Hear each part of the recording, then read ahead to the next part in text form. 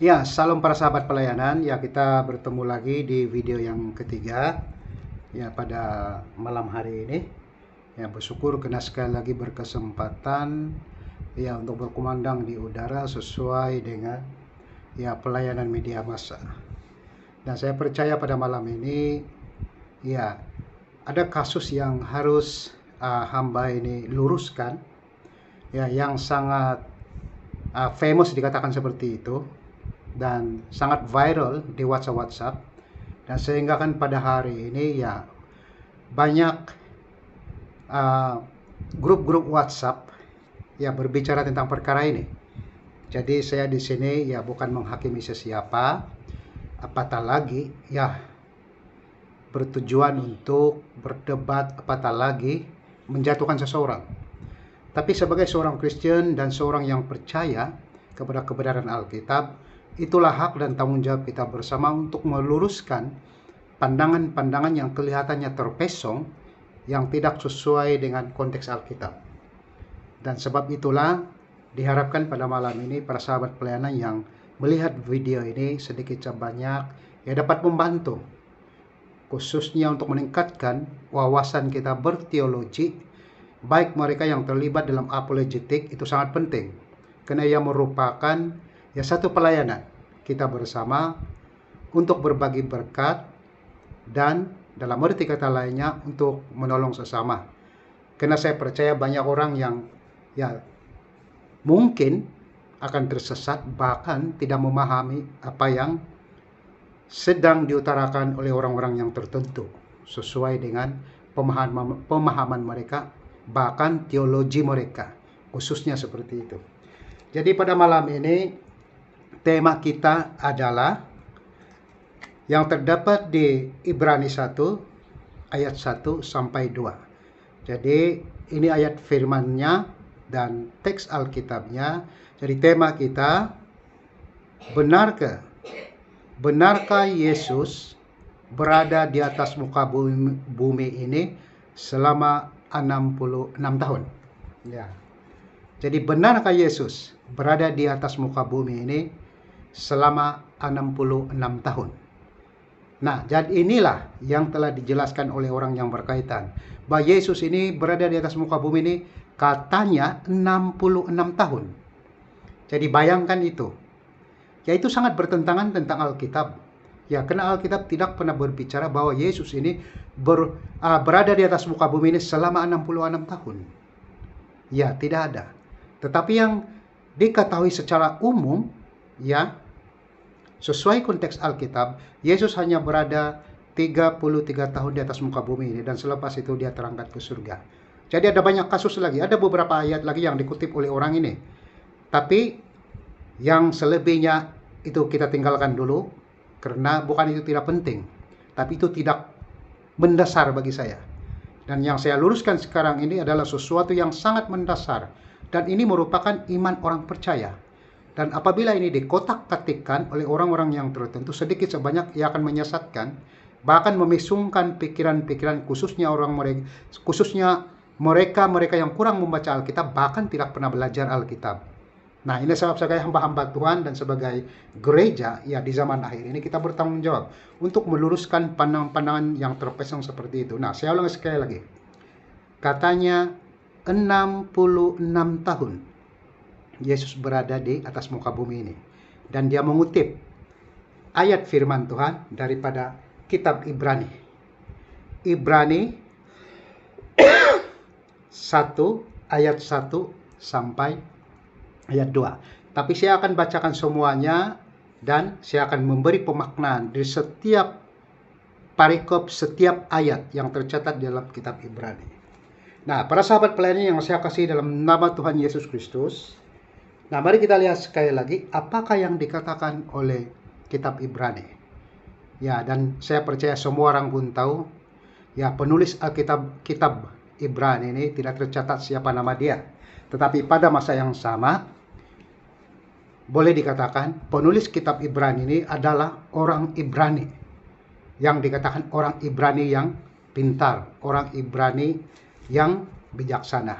Jadi tidak tercatat secara detail nama dia, tetapi penulis Alkitab Ibrani adalah orang Ibrani yang bijaksana.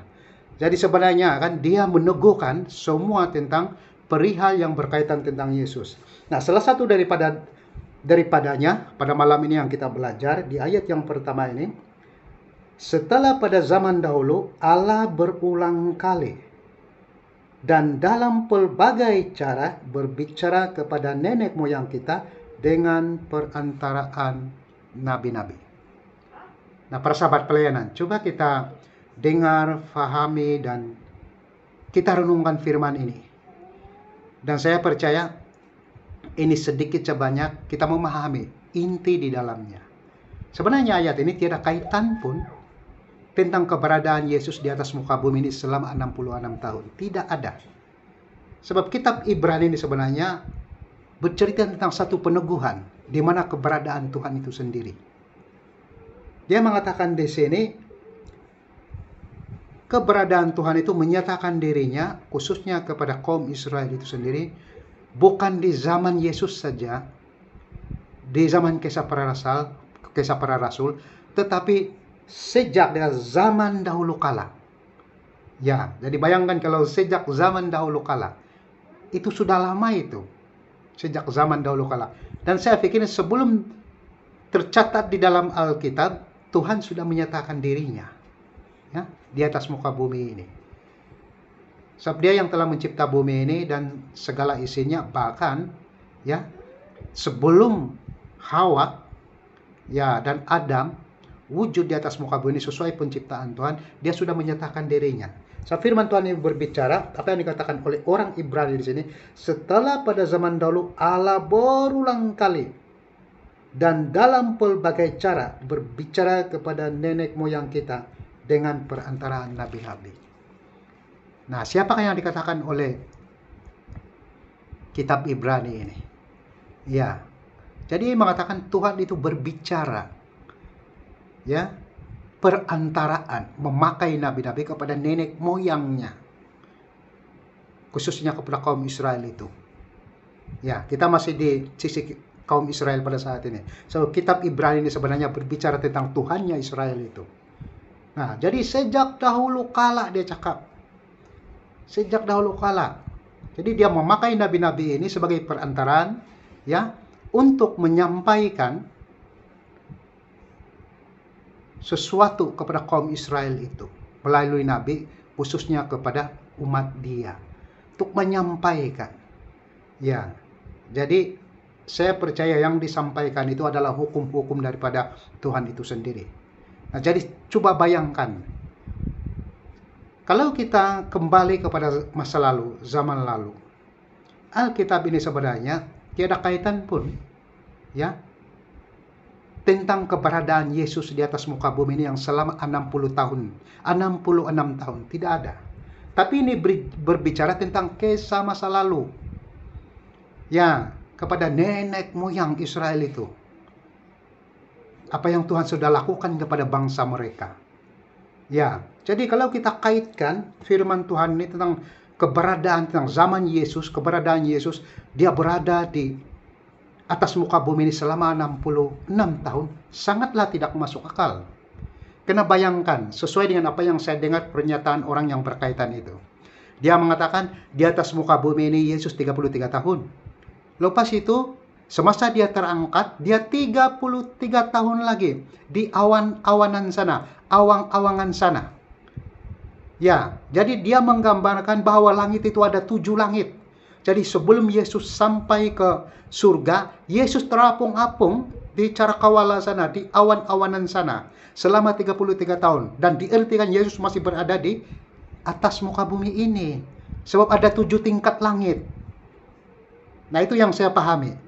Nah, kalau kita sebagai orang Kristen dan kita berpikir seperti ini, itu berarti kita telah memungut, ya, ideologi sesuai dengan kepercayaan agama sebelah. Itu perkataan jiran sebelah kita. Mereka ada 7 tingkat surga, ada 7 tingkat langit dan sebagainya. Ya, dan bulan itu sebagai takhta Tuhannya, tempat Tuhannya duduk dan sebagainya. Di atas langit itu digambarkan itu sedemikian rupa. Tapi kalau di dalam Alkitab kita tidak ada seperti itu, sesuai dengan apa yang kita paham, sesuai konteks Alkitab.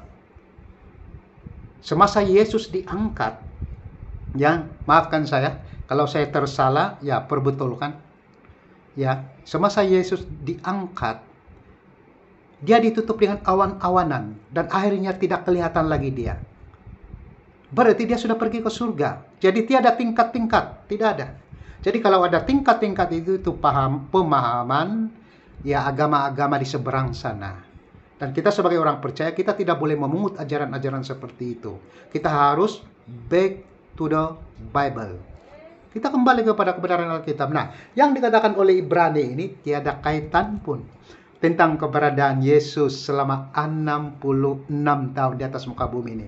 Tiada kaitan pun Yesus berada di awan-awanan sana. 33 tahun lagi dia di awan-awanan sana. Sebelum pergi ke surga, kena memilih para nabi. Nah, kita kena hati-hati ajaran-ajaran seperti ini. Ya, memilih para nabi-nabi. Untuk apa memilih para nabi-nabi? Tuhan sudah memilihnya sejak semulanya.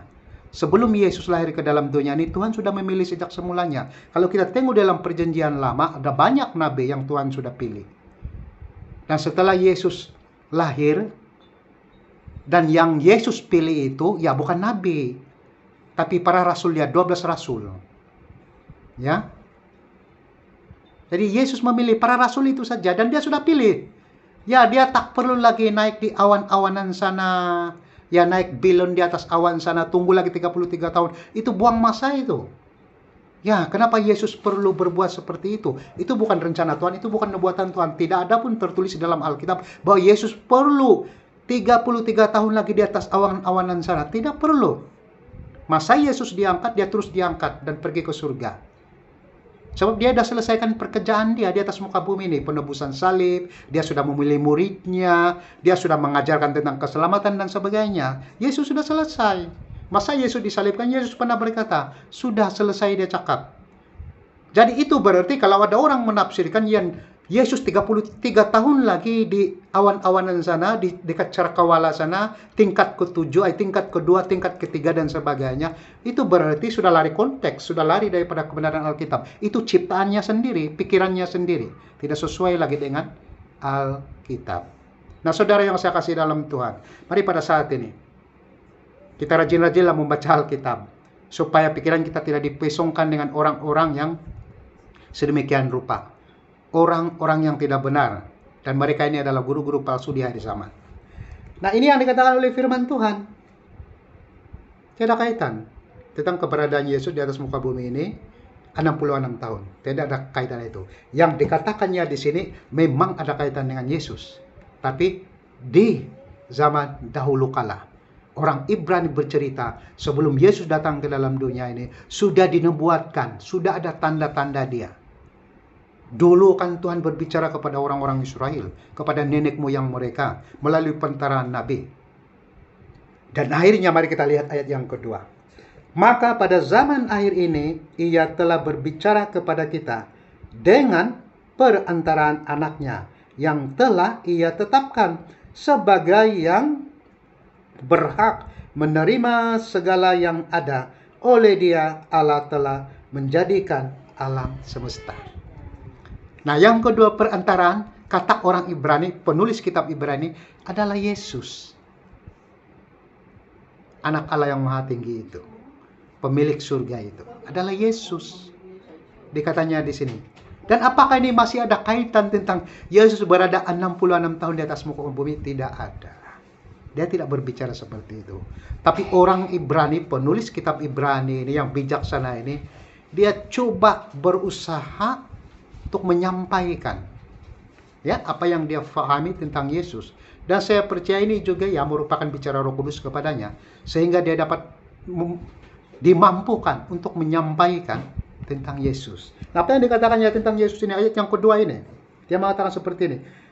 Maka pada zaman akhir ini, ia telah berbicara kepada kita dengan perantaraan anaknya, yang telah ia tetapkan sebagai yang berhak menerima segala yang ada. Oleh dia Allah telah menjadikan alam semesta. Jadi Yesus itu berhak menerima segala sesuatu yang terbaik daripada surga. daripada Bapanya. Karena dia adalah perantaraan antara manusia dan Tuhan. Dan kita tidak heran ya kalau dia dianggap nabi, rasul, tabib dan sebagainya. Itu gelaran dia. Tapi bagi orang Kristen, ya dia bukan sekedar mendapatkan gelaran itu, sekedar ada gelaran seperti itu, tetapi dia adalah Tuhan bagi orang Kristen. Ya, sesuai Yohanes 1, firman yang telah menjadi manusia, dan manusia itu adalah Yesus. Nah, ini yang coba disampaikan oleh orang Ibrani yang bijaksana itu, supaya pembaca Alkitab ini memahami bahwa perantaraan di zaman akhir itu adalah Yesus. Dan tiada nabi lain lagi yang akan timbul. Yesus satu-satunya, ya, yang menjadi perantaraan. Ya, dulu kan untuk orang Israel. Setelah Yesus datang ke dunia ini kan bukan untuk orang Israel saja lagi keselamatan itu. Ya. Tetapi kepada semua manusia yang ada di atas muka bumi ini. Ya. Sesuai Matius 28, 18, 19 dan 20. Pergilah ke seluruh dunia kata Yesus. Ya. Beritakanlah kabar baik, ajarilah mereka melakukan kehendakku, baptislah mereka dalam namaku, dia cakap, dalam nama Bapa, Anak dan Roh Kudus, dan ketahuilah aku akan menyertai kamu sampai akhir zaman. Jadi perbetulkan saya kalau saya salah di dalam hal ini.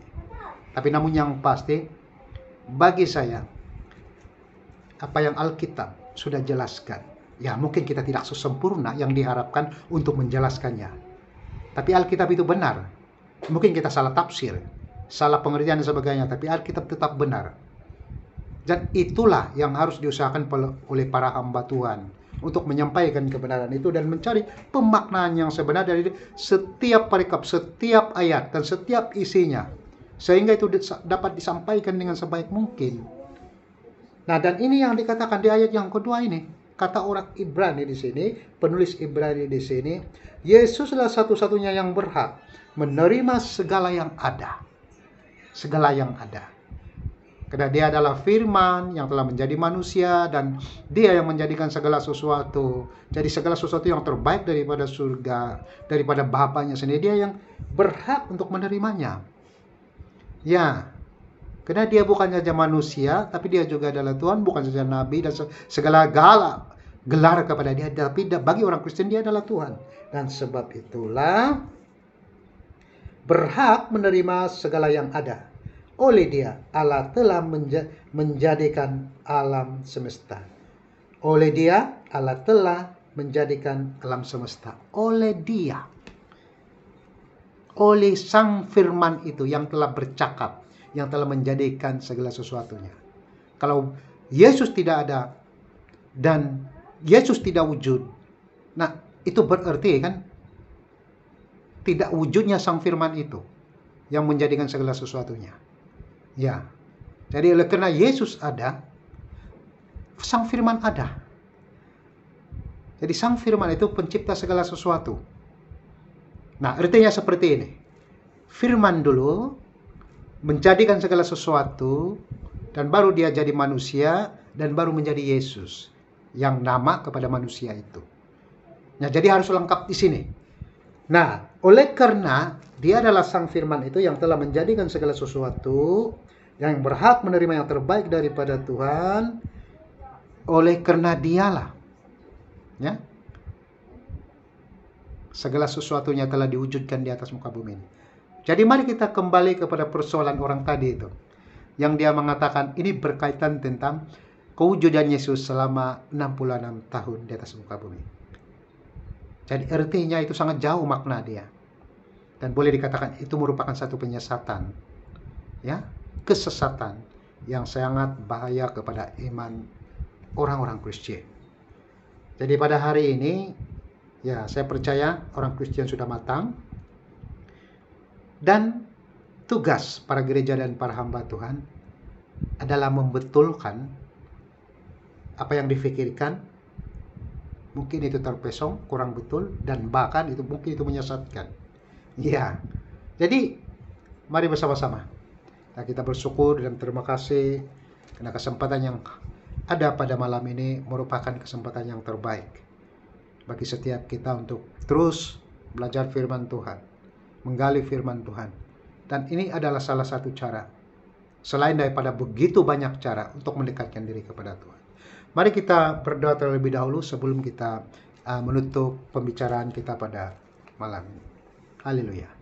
Tuhan, sekali lagi hamba ini sangat bersyukur karena berkesempatan untuk mengungsikan kebaikan Engkau Tuhan lewat firman ini Tuhan. Dan hamba ini percaya, kalau Engkau tidak wujud Tuhan di atas muka bumi ini, kalau Engkau bukan firman-Nya, sudah pasti tiada firman yang akan menjadi manusia.